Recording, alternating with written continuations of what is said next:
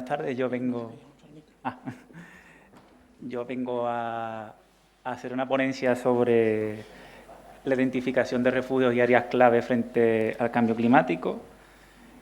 Ya ha salido la palabra refugios o especies refugiadas varias veces hoy durante las ponencias, las distintas ponencias que se han ido sucediendo.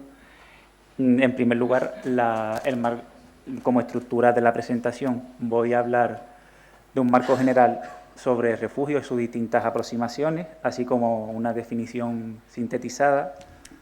Voy a hablar del desarrollo de una metodología espacial para la identificación de refugios que a la postre está sirviendo para mi tesis doctoral.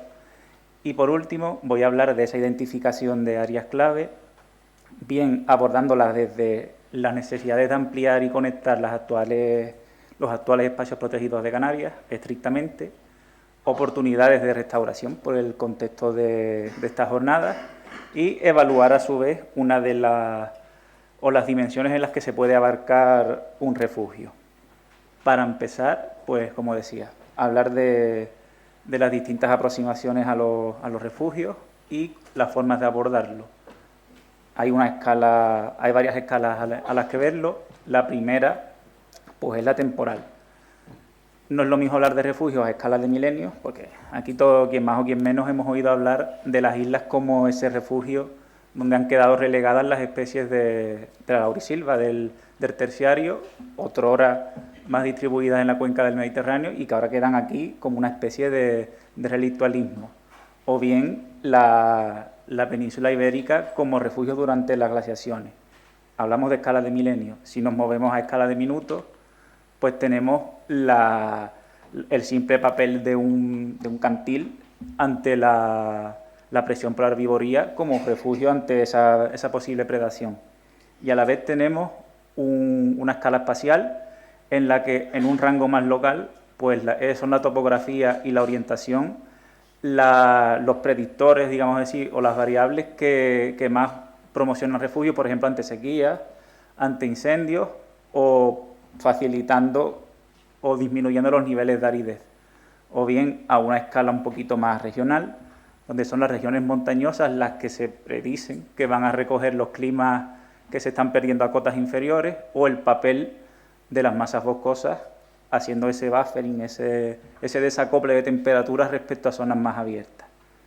Esto viene de un trabajo, esto está modificado para el contexto insular de un trabajo publicado de una review sobre refugios en Biological Conservation y de Selwood and Zimmer.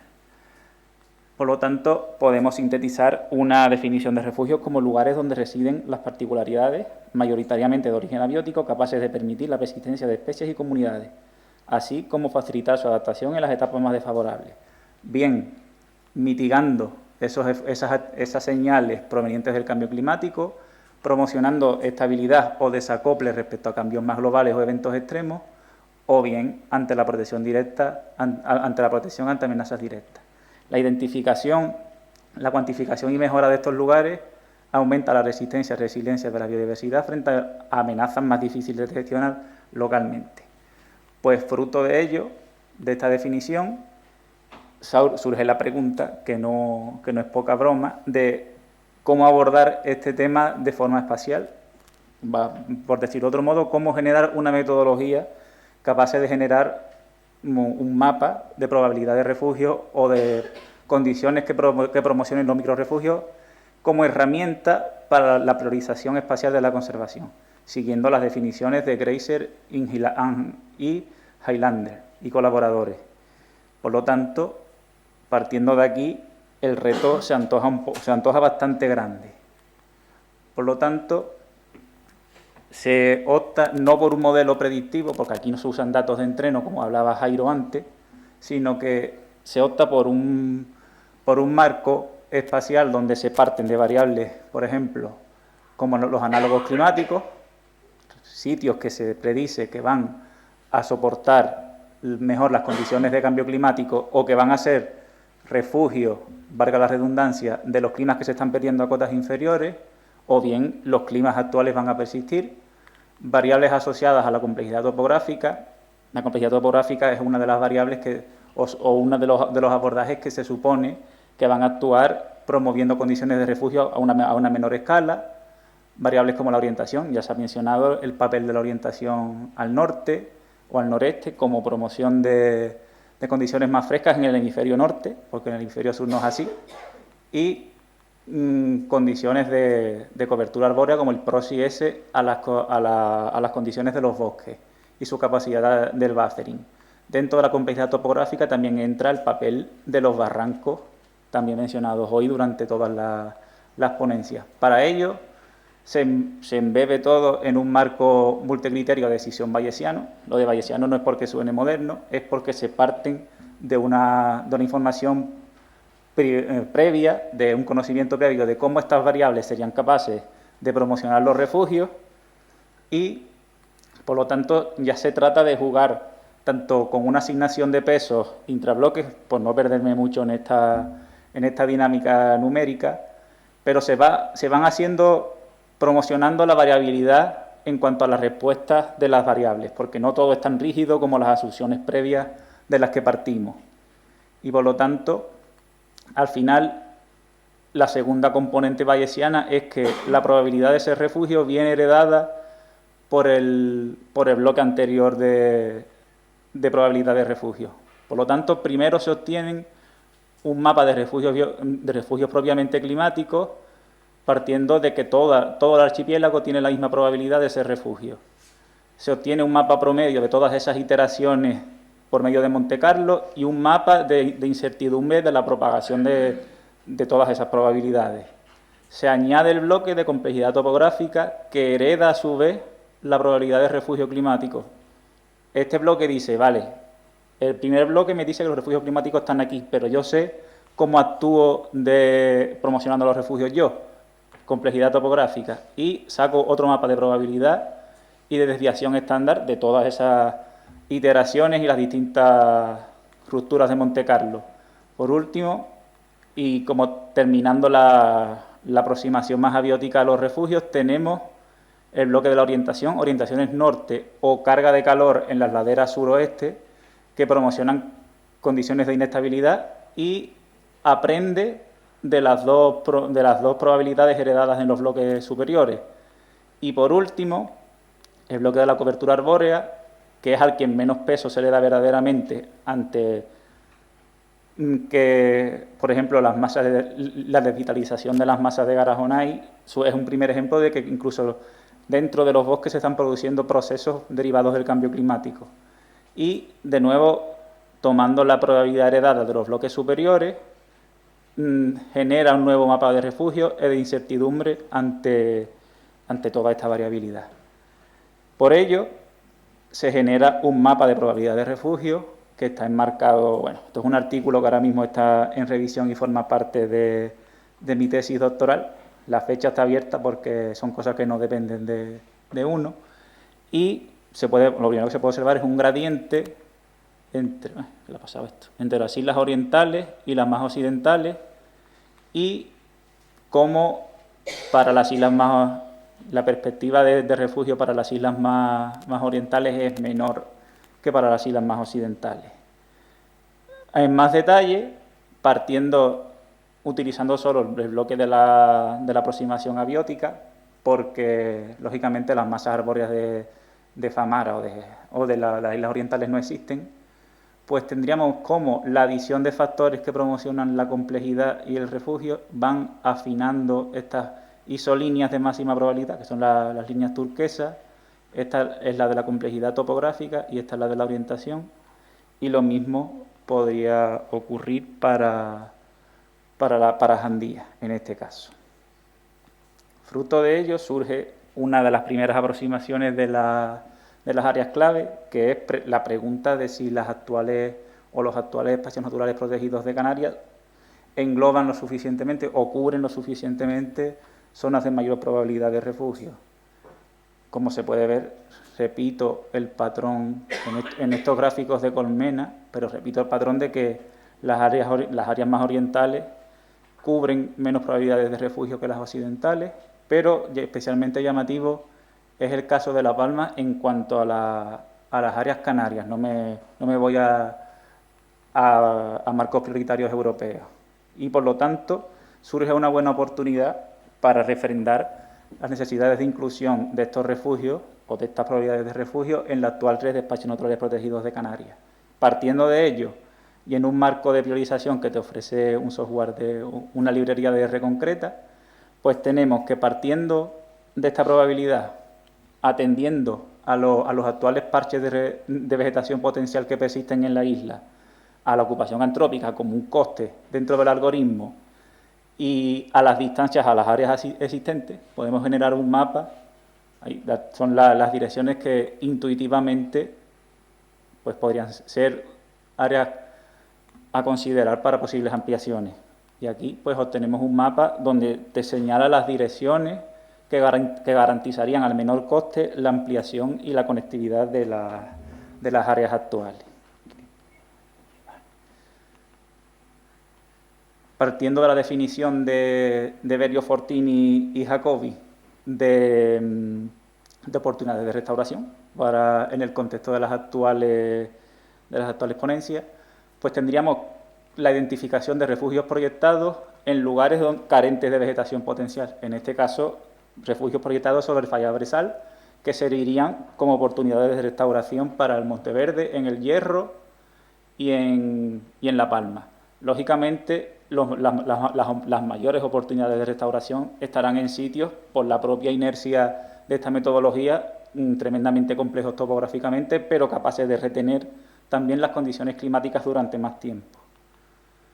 Y por último, que es uno de los abordajes que llevamos a cabo en el trabajo, va sobre las dimensiones de refugio, que se trata de descomponer las probabilidades de refugio según vengan por la topografía, por la orientación, por el clima, en sentido amplio, y ver si ese refugio viene dado simplemente por la síntesis de varias de estas componentes, si viene solo dado por una, que serían colores hacia los extremos en esta composición ternaria, en plan rojo, azul y verde, y cuanto más al centro, pues tendríamos sitios que aglutinarían varias de esas condiciones de refugio y por lo tanto se puede intuir que constituirían áreas con mucha más resiliencia y más probabilidades de ser refugio. Tenemos 3 áreas concretas seleccionadas en virtud de la capacidad de reunir estas distintas componentes, y la primera de ellas es el macizo de Gugui, no sé si lo dije bien, y aquí el poligonito representa la envolvente mínima convexa de la firma de refugio de Gugui, y ver cómo viene dada más, bueno, se podía intuir que es bastante amplia esta firma, y cómo los refugios estrictamente climáticos se mantienen en los espolones, en las zonas más altas, pero el predominio es de los tonos azulados y violáceos, donde se mezcla la orientación norte con la topografía. Este hecho está correlacionado suele estar correlacionado con la presencia de poblaciones actuales de endemismos monoinsulares, en el caso de Gugui, del Limonium sventeni, y en el caso de la siguiente área, que hemos cogido los barrancos de la zona oeste de Tenerife, parte de la corona forestal que engloba la ladera de Güímar, el paisaje protegido de Siete Lomas, y ver la heterogeneidad tan grande de posibilidades de refugio que tiene esta zona, y cómo los extensos barrancos, ya mencionados hoy como lugares promotores tanto de refugio como de procesos ecológicos muy concretos, pues aquí también tendríamos el cabezón de Añabingo, que también ha sido mencionado hoy anteriormente, es lo que tiene exponer hasta ahora. Y por último tendríamos el Barranco del Cabrito, que es una situación en la que los refugios no vienen tanto dados por el clima, sino por la propia curvatura del terreno y lo intrincado de estos barrancos, donde abundan las tonalidades violáceas de esta parte del diagrama ternario frente a condiciones más climáticas. Por último, aquí también habría poblaciones de Limonium dendroides, entre otros endemismos de La Gomera.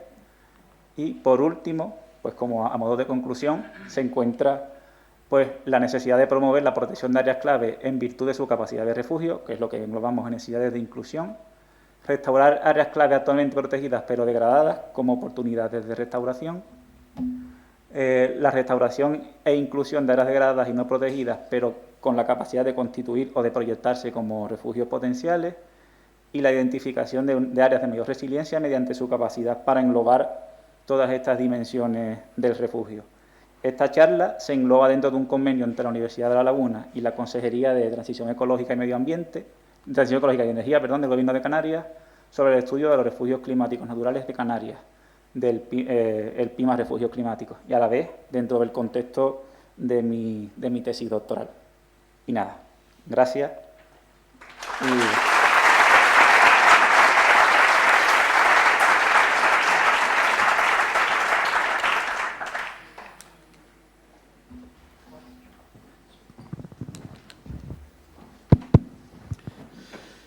Gracias por tu presentación, veo que está muy elaborada, muy bien.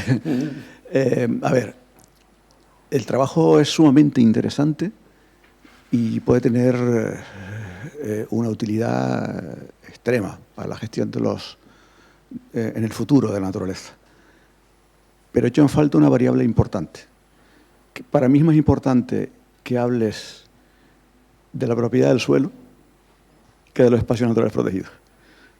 Porque los espacios naturales protegidos son una amalgama de situaciones, hay pueblos, hay ciudades, hay zonas cultivadas, hay zonas públicas. Y sabemos y lo interesante desde el punto de vista práctico es averiguar cuáles son los refugios potenciales en zonas que no estén intensamente usadas. Y si fueran públicas, mejor. Entonces, la sugerencia es incluir alguna variable más que relaciona, si quieres, con la dificultad de gestión o la potencialidad de gestión, teniendo en cuenta que aquellos terrenos con menor uso y de propiedad pública son más fáciles de gestionar. Y si no fueran de propiedad pública, si tienen menor uso, son más fáciles de adquirir que aquellos terrenos que tienen una gran cantidad de usos. Por ejemplo, ahí ponías Siete Lomas es una zona que tiene una intensidad de uso importante y tal. Seguramente nunca se va a establecer un refugio ahí. Interesa saber es la prioridad teniendo en cuenta la variable humana, porque eso es lo que va a marcar la diferencia en que sea un estudio, un mero ejercicio intelectual, o un estudio que puede tener una aplicación real a la gestión de la naturaleza. Okay, gracias.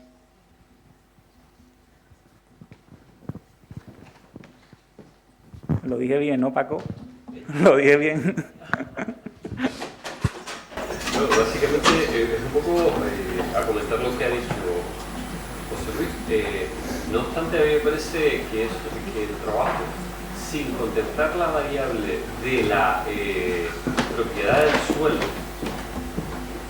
Bueno, vamos a ver. El trabajo tiene una virtualidad, aparte de lo que es el trabajo, digamos, de orientación de la gestión científica, pero también tiene una variable de orientación, digamos, a políticas. En ese sentido, aunque no contemple en este momento la titularidad del suelo, efectivamente en una política de gestión puede orientar esas políticas de adquisición del suelo. Es decir, porque al final no deja de ser una directriz de gestión la que se toma cuando, por ejemplo, por analogía, el Cabildo de Gran Canaria planteó la adquisición de suelo, pues establecía unos ámbitos prioritarios para la adquisición y eso estaba más valorado que otro suelo en general. Pues este tipo de trabajos también tienen esa orientación no solo de carácter técnico para la gestión de la restauración, sino para las políticas a futuro, ¿no? O sea que por ese lado muy interesante. Gracias. Gracias.